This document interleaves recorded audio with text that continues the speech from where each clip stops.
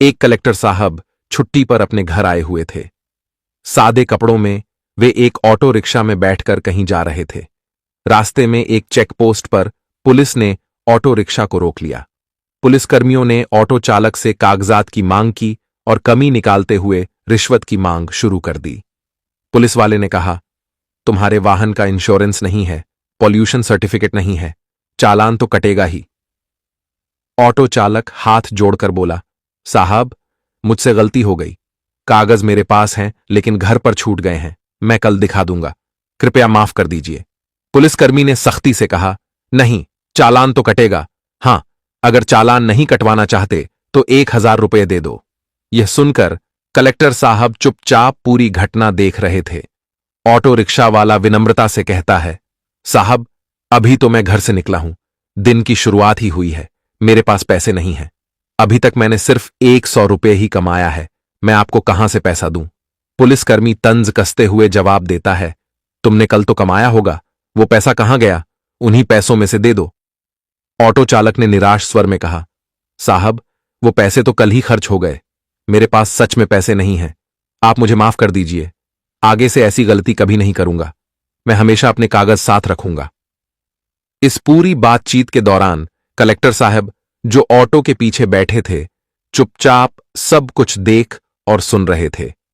जब पुलिसकर्मी auto rickshaw वाले पर रौब डालने और डराने की कोशिश करने लगा तो कलेक्टर साहब उसकी हरकतों पर ध्यान देने लगे, उल्टा सीधा उसको बोलने लगता है। तो दोस्तों, कलेक्टर साहब को गुस्सा आता है और कलेक्टर साहब पुलिस वाले से कहते हैं, तुम्हारी ड्यूटी यहां पर किसने लगाई है और तुम्हें चालान काटने का अधिकार किसने दिया है? ये कोई तरीका है? इस तरीके से किसी से बात करते हो? दोस्तों, जो पुलिस वाला था वो समझता ही नहीं कि ऑटो में बैठा हुआ व्यक्ति कौन है। उस समय जो कलेक्टर साहब थे वो शर्ट, पैंट और चप्पल पहने हुए थे और नॉर्मल कपड़ों में ही, सिविल ड्रेस में, अपने दोस्त से मिलने के लिए घर से निकले थे। दोस्तों, पुलिस वालों को लगा कि यह कोई आम आदमी है जो उनसे इस तरीके का सवाल जवाब कर रहा है। तो दोस्तों, पुलिस वाला उस कलेक्टर साहब को गाली देने लगा, उल्टा सीधा बोलने लगा, उनका कॉलर पकड़कर खींचकर ऑटो से बाहर निकाला और एक थप्पड़ मार दिया। लेकिन दोस्तों, उसके बाद जो पुलिस वाले के साथ हुआ वह आप सोच भी नहीं सकते। जब आप जानेंगे तो आपके पैरों तले जमीन खिसक जाएगी। दोस्तों, वो पुलिस वाला कलेक्टर साहब और उस ऑटो रिक्शा वाले को गिरफ्तार करके अपने थाने ले जाता है। लेकिन फिर भी कलेक्टर साहब अपनी पहचान नहीं बताते और यह नहीं कहते कि वह कलेक्टर हैं। लेकिन दोस्तों, उस रात ऐसा क्या हुआ कि पूरे थाने में हंगामा मच गया और जो ऑटो रिक्शा वाला था उसकी भी पैरों तले जमीन खिसक गई। साथ ही उस सिपाही के साथ जो इन दोनों को गिरफ्तार करके लाया था, कुछ ऐसा हुआ जिसे जानकर सच में आपके होश उड़ जाएंगे।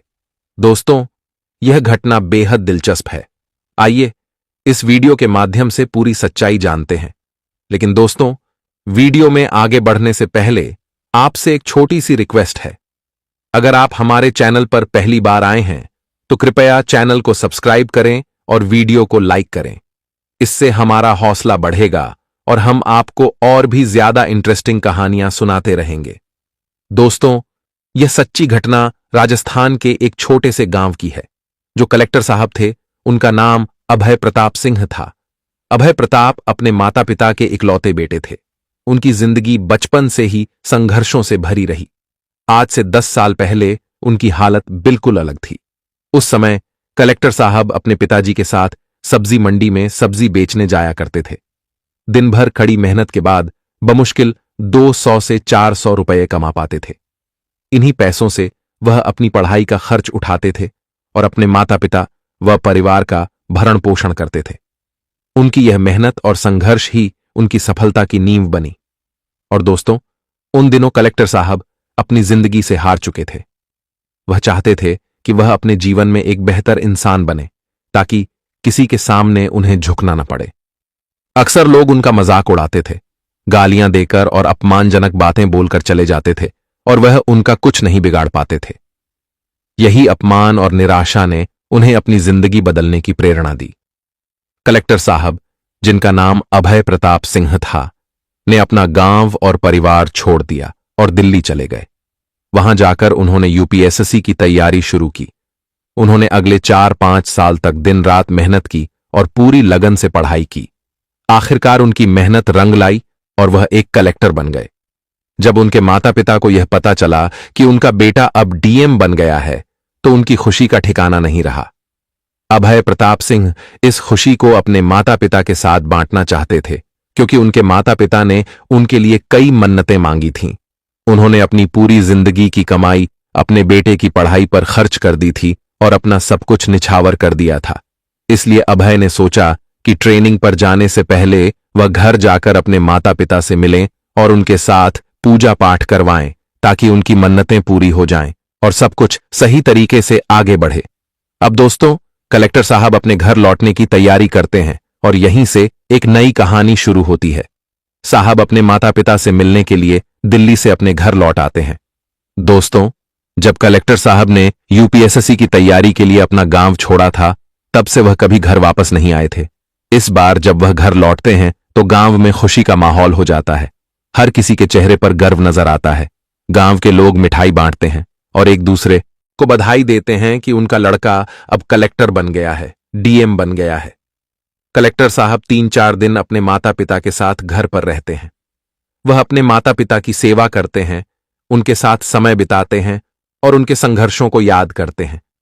इसी बीच एक दिन उनके पिताजी उनसे कहते हैं, बेटा, बाजार से मेरी दवाई लेते आना, मेरी दवाई खत्म हो गई है। कलेक्टर साहब जवाब देते हैं, ठीक है पिताजी, मैं शाम को बाजार जाऊंगा और दवाई लेते आऊंगा।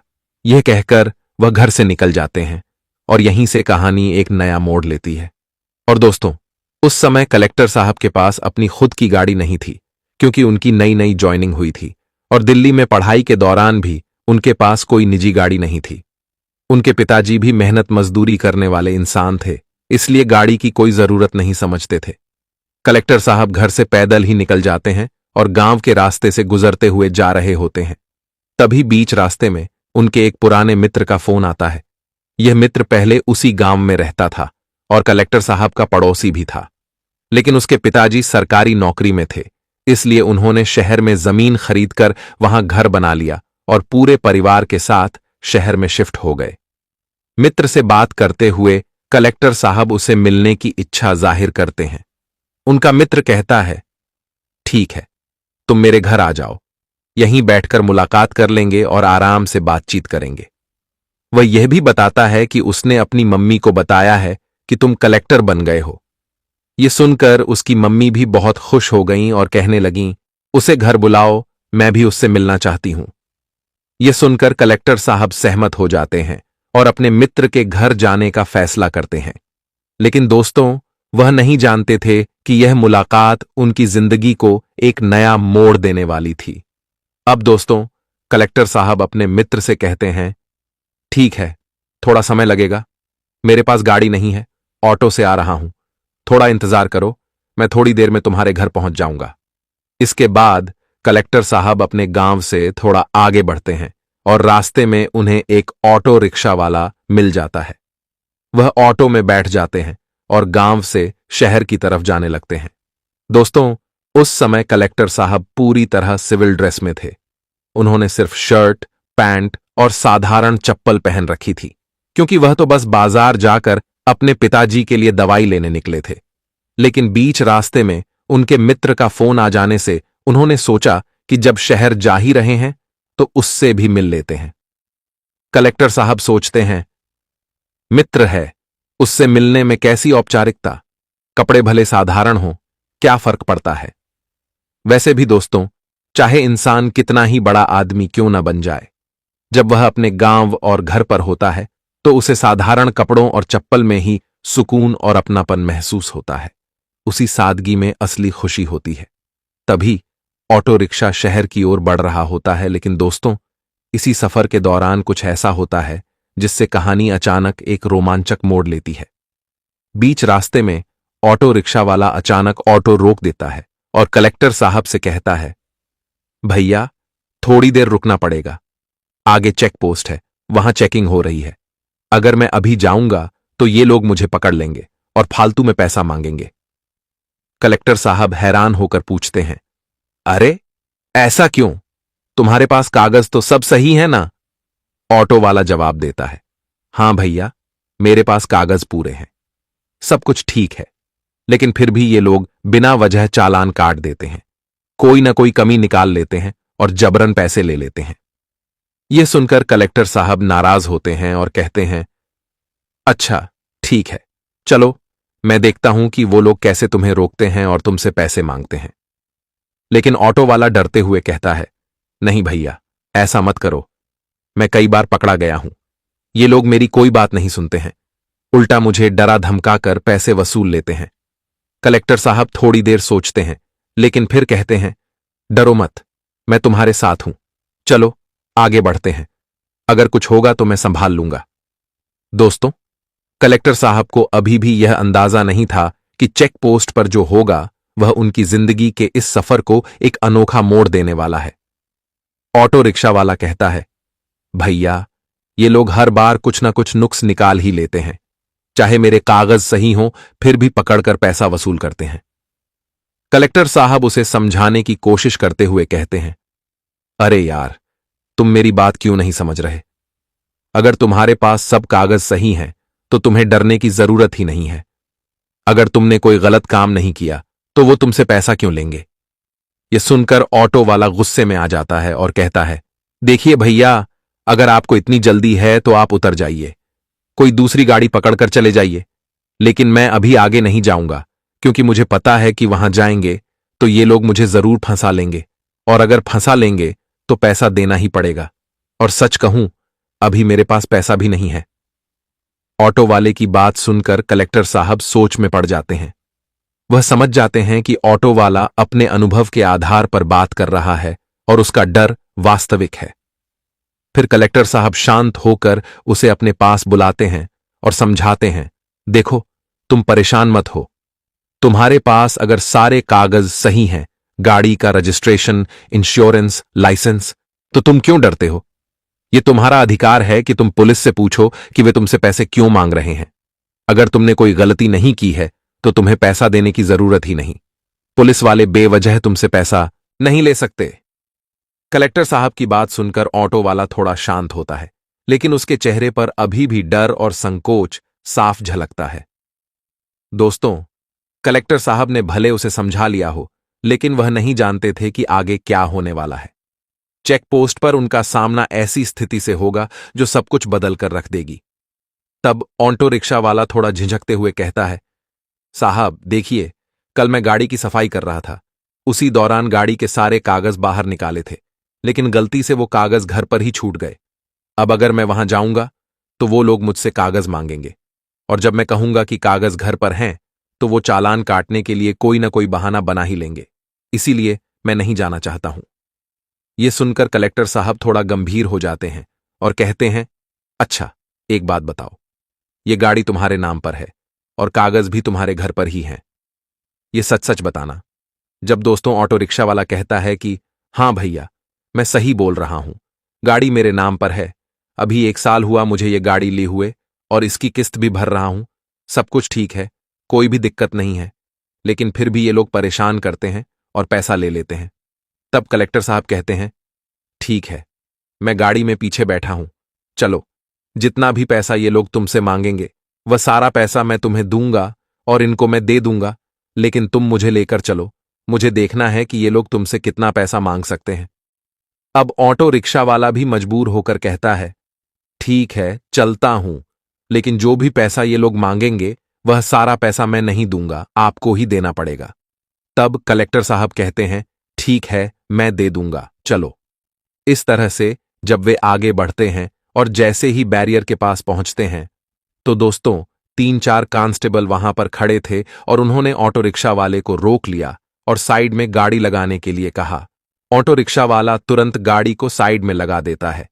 तभी वहां एक कांस्टेबल आता है और कहता है, गाड़ी का कागज दिखाओ। तब ऑटो रिक्शा वाला जवाब देता है, सर देखिए, हमारे पास गाड़ी के सारे कागज ठीक हैं, लेकिन एक छोटी सी समस्या है, घर पर मैंने गाड़ी का कागज छोड़ दिया है, रोज रोज लेकर आता हूं, लेकिन आज गलती से कागज भूल गया हूं, आज नहीं लाया हूं, लेकिन कभी और आऊंगा तो आपको दिखा दूंगा। तब दोस्तों पुलिस वाला अपने मोबाइल में कुछ चेक करता है और चेक करने के बाद कहता है, तुम्हारी गाड़ी का पॉल्यूशन नहीं है और तुम्हारा गाड़ी का इंश्योरेंस भी फेल है। तुम्हें चालान तो देना ही पड़ेगा। अब ऑटो रिक्शा वाला हाथ जोड़कर माफी मांगते हुए कहता है, साहब छोड़ दीजिए, गलती हो गई है। कागज मैं लेकर आऊंगा, आपको दिखा दूंगा। मेरे कागज ठीक हैं, कोई कमी नहीं है।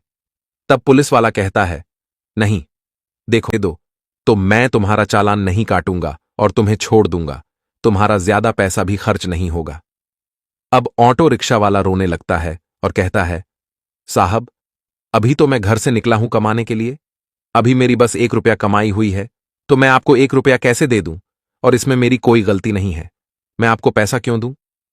फिर पुलिस वाला उस ऑटो रिक्शा वाले को धमकी देने लगता है और गाली गलौज करने लगता है। पुलिस वाला कहता है, एक तो तुम गलती कर रहे हो, कागज नहीं दिखा रहे हो और ऊपर से बदतमीजी कर रहे हो। लेकिन दोस्तों, कलेक्टर साहब जो कि चुपचाप ऑटो की पीछे वाली सीट पर बैठे हुए थे और सब कुछ सुन रहे थे, कुछ नहीं बोल रहे थे। जब पुलिस वाला ऑटो रिक्शा वाले को 2-3 थप्पड़ मार देता है और गाली देने लगता है, तब कलेक्टर साहब उस पुलिस वाले से पूछते हैं, भाई एक बात बताओ, तुम्हारी ड्यूटी यहां पर किसने लगाई है और तुम्हें यह चालान काटने का अधिकार किसने दिया है? क्योंकि चालान काटने का अधिकार तो सिर्फ ट्रैफिक पुलिस को ही होता है। तुम्हें कौन बोला है यहां पर चालान काटने के लिए? अब दोस्तों, पुलिस वाला पहले से ही ऑटो रिक्शा वाले पर गुस्से में था और उसका दिमाग खराब था। उसे लगता था कि यह कोई साधारण गांव का आदमी है जो शहर में जा रहा है और शायद किसी काम से आ रहा है। यही सोचकर पुलिस वाला कलेक्टर साहब का कॉलर पकड़ता है और पीछे वाली सीट से उन्हें खींचकर बाहर निकाल देता है। बाहर निकालने के बाद वह उन्हें धमकी देता है और कहता है, तुमसे क्या मतलब है? तुमको जो काम करना है, जहां जाना है, जाओ, अपना काम करो। मैं इससे बात कर रहा हूं, बीच में बोलने की तुम्हें क्या जरूरत है? तब कलेक्टर साहब कहते हैं, अगर तुम्हें वर्दी मिल गई है तो इसका मतलब यह नहीं कि तुम जो चाहो वो करोगे। जिसको मारने का मन करेगा उसे मार दोगे और जिससे पैसा वसूलने का मन करेगा उससे वसूल लोगे। यही वर्दी का मतलब है। ये सब सुनकर पुलिस वाले को बहुत गुस्सा आ जाता है और वह कलेक्टर साहब को गिरफ्तार कर लेता है। वह कहता है, चलो, यहां पर तुमको नहीं समझाऊं तो तुम्हें थाने पर लेकर समझाता हूं। अब कलेक्टर साहब भी चुप रहते हुए कहते हैं, ठीक है, चलो, मैं भी तुम्हारे साथ थाने पर चलता हूं और देखता हूं कि वहां तुम मुझे क्या समझाओ। मैं भी यही चाहता हूं। इसके बाद पुलिस वाला ऑटो रिक्शा वाले चालक और कलेक्टर साहब दोनों को गिरफ्तार कर लेता है। वे दोनों पुलिस स्टेशन पहुंचते हैं, लेकिन जैसे ही कलेक्टर साहब पुलिस स्टेशन पर पहुंचते हैं, एक सिपाही उन्हें पहचान लेता है। वह तुरंत उनके पास जाकर उन्हें सैल्यूट करने लगता है और सिपाही कलेक्टर साहब से कहता है, साहब, अरे आप यहां पर कैसे आ गए हैं और ये इनके साथ आप क्या कर रहे हैं? ये कैसे गिरफ्तार हो गए? क्या मतलब हुआ है? कुछ बताइए। तब कलेक्टर साहब मुस्कुराते हुए कहते हैं, अरे नहीं नहीं, कोई बात नहीं, बस थोड़ी सी गलतफहमी हो गई थी।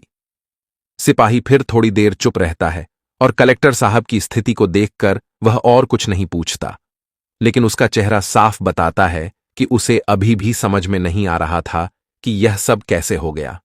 अभी थोड़ी देर में सारी गलतफहमी दूर हो गई।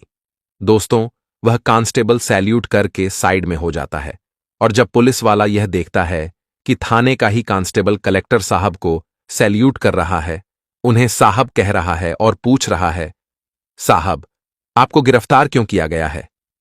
तो दोस्तों, उसके पैरों के नीचे से जमीन खिसक जाती है। उस समय उसे कुछ समझ नहीं आता कि आखिरकार उसके सामने क्या हो रहा है। ऑटो रिक्शा वाला भी उस समय पूरी स्थिति को समझ नहीं पाता कि वहां पर क्या चल रहा है। तब कलेक्टर साहब थाने में मौजूद सभी सिपाहियों को एक जगह बुलाते हैं और समझाते हैं, आप लोग अगर अपने शहर में इस तरीके से काम करेंगे तो बताइए, यहां की जनता पुलिस से क्या उम्मीद रखेगी? कलेक्टर साहब गुस्से में कहते हैं, शायद आप लोग जैसे पुलिस वालों के कारण ही पूरी पुलिस टीम बदनाम होती है। इस ऑटो रिक्शा वाले की कोई गलती नहीं थी, लेकिन फिर भी आप इससे 1000 रुपए मांग रहे थे। अगर यह पूरा दिन मेहनत करेगा तो भी उसे 100 रुपए मिलेंगे या नहीं, यह तो उसे भी नहीं पता है। लेकिन आप बिना कुछ किए बस चुटकी में उसे 1000 रुपए निकाल लेंगे और अपने पॉकेट में रख लेंगे। क्या आपको ड्यूटी के दौरान यही सिखाया गया है? फिर कलेक्टर साहब उस सिपाही से कहते हैं, अगर मैं इस ऑटो रिक्शा वाले के साथ नहीं बैठा होता, अगर मैं इस पोस्ट पर नौकरी नहीं करता, तो मुझे यह सारी बातें नहीं पता होती। आप लोग मुझे इसके साथ साथ फंसाकर मुझे भी जेल में डाल देते। तब मेरी जिंदगी बर्बाद हो जाती और मैं भी नहीं जानता कि आप लोग कितने लोगों के साथ ये सब हरकतें करते होंगे।